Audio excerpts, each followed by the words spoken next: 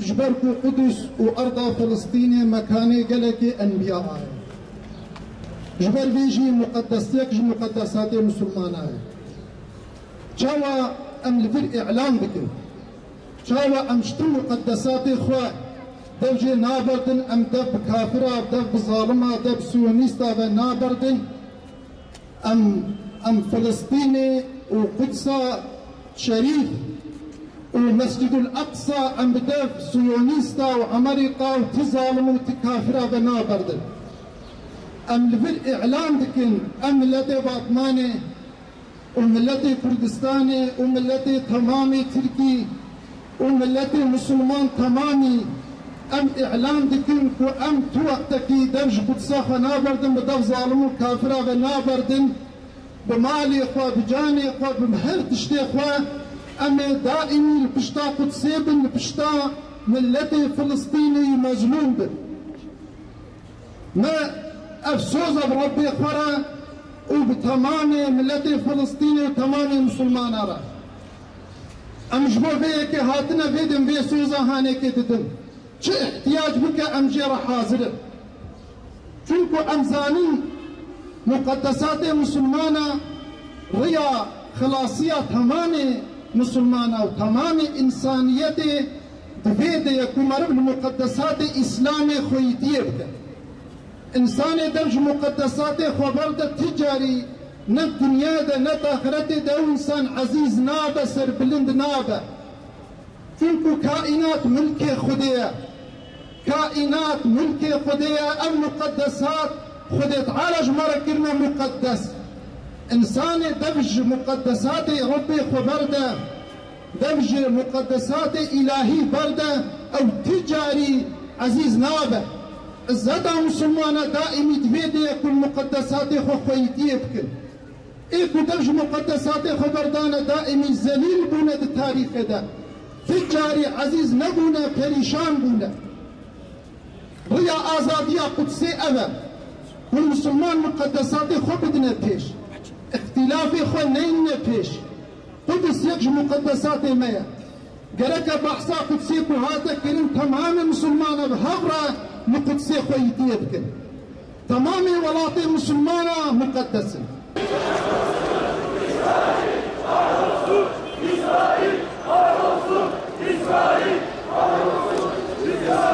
أوجي دستي قدريجي قرآن يتكن قرآن يكش مقدسات مسلمانة يا قرآن ببن حفظة إلهي ديا تكس نكارا بقرآن بليزة قرآن نوكا كتابي ديا چونكو وعدا إلهي بقرآن رهيا إلى قرآن كتابة باشية حتى نكي قيامته جبروي قرآن كس نكارا تحريف بك كس نكارا يك آياتك يجي درخة ويأخذ بقرآن بليزة لبلي أفتشتهانش مرة امتحان أو بن حفظة إلهي دبنجي أم مسلمان دبي دنيا هاني ده أم إنسان دبي دنيا ده أم دي امتحان دنا وقتا أم المقدسات خوفيتي نكن سروا غيرتي نكشين أمي في امتحان هم ضاكن وقتا ما في امتحان هم ضاكر أمش تمام مرادي خوش باش بمينن أمي الدنيا وآخرتي دائما بنسلت وأسارتي دبمينن جبرويناكي لازم أم المقدسات خوفيتي بكن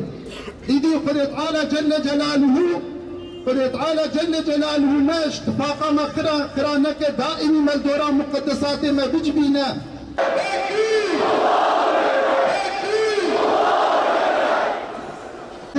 كرك قلبي تمام مسلمانا بإيشا وكرك الغيرة طوان كذا اجتهانك إذي قل تعالى جل جلاله أمجي أريد وأمجي رجاتك وأمنيات تلك ربي كائناتي روجك الزلطين بيش قدسة مبارك وبشرجي تمام مسلمانا تمام ولاد إسلامي جبن إشغال كافر وظالما خلاص ده تكبير تكبير جيبو ظالمة يجي جهنم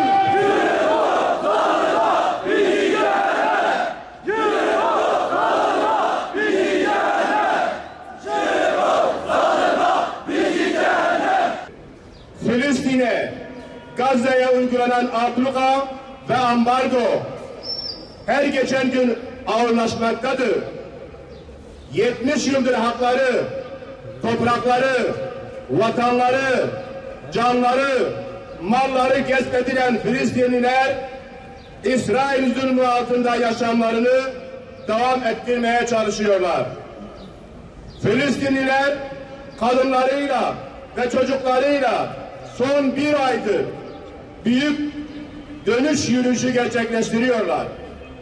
İşgalci İsrail ise ateş açıp masum insanları, çocukları ve yaşanan olayları dünyaya aktarmak isteyen basın mensuplarını şehit ediyor. Olayların başlangıcından bugüne kadar İsrail askerlerinin kurşunlarıyla 48 kişi şehit edildi. 8.000'in üzerinde de yaralı Müslümanımız vardır. İlk kıblemizin bulunduğu Kudüs ve Filistin 1948 yılından beri hukuksuz olarak kurulan Siyonist İsrail işgali altındadır. Siyonist İsrail devleti Kudüs'ü hukuksuz bir şekilde tüm dünya uluslararası anlaşmalara aykırı olarak başkent yapmak istemektedir. Kim hangi kararı alırsa alsın Kudüs İslam'ındır ve Kudüs bizimdir. Kudüs sahipsiz değildir. Kudüs Mekke ve Medine'den sonra bütün Müslümanların kutsal bildiği Mescid-i Aksa ve ev sahipliği yapmaktadır. Şimdi ilk kıblemize Peygamber Efendimiz sallallahu aleyhi ve sellem İsra yürüyüşüne çıktı.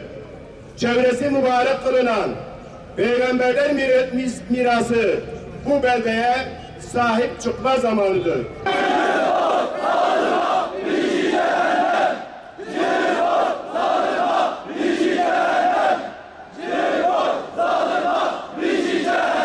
Mekke, Medine Müslümanlar için ne kadar kutsalsa Mescid-i Aksa ve çevresi de o kadar kutsaldır.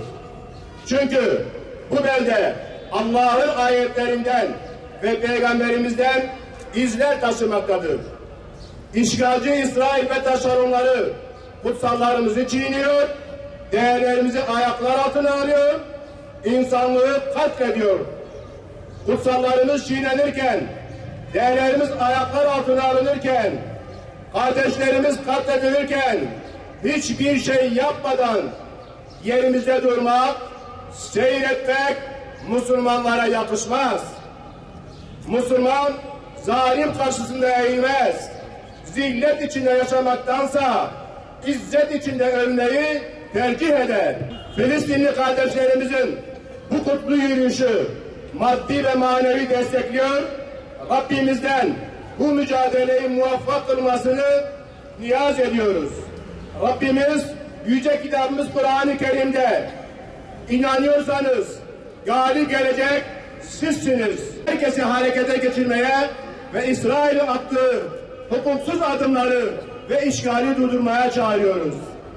Fransa'da 300 kişinin bir bildiri hazırlayarak Kur'an-ı Kerim'den bazı ifadelerin çıkarılmasını istemesi hadsiz bir tavır oldu ve bu durumu en ağır bir şekilde lanetliyoruz. Fransa'da yaşlı bir Yahudi kadının öldürülmesi üzerine ortaya çıkan bir takım tartışmalara bağlı olarak bazı odaklar tarafından Müslümanların kutsal kitabı Kur'an-ı Kerim'e karşı bir iftira kampanyası başlatıldı ve haddi aşan provokatif teklifler dile getirdiğini takip etmekteyiz.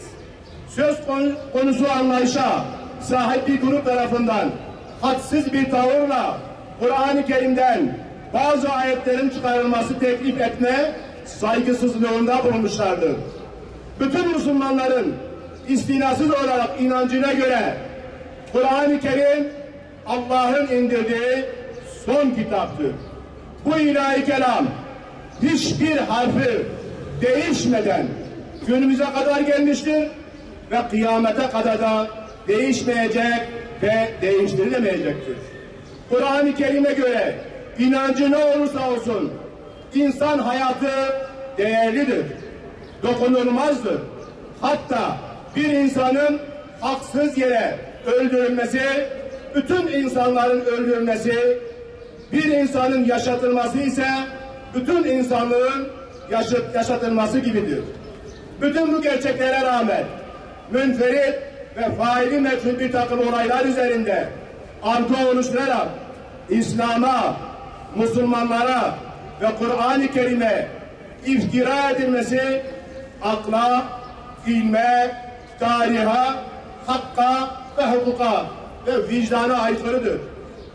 Bu ön yargılı çaba özellikle son zamanlarda Müslümanların temel hak ve hukuku tehdit eden İslami fobiye hizmet etmekten başka bir işe yaramayacaktır. Bütün Müslümanları incitecek bu tip provokatif eylemleri şiddetle kınıyor ve tüm dünya kamuoyuna daha insaflı ve hakkaniyete davet ediyoruz.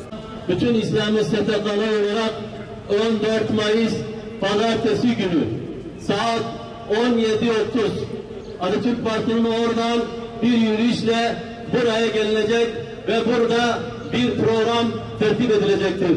Tüm halkımız ve sizler davetlisiniz.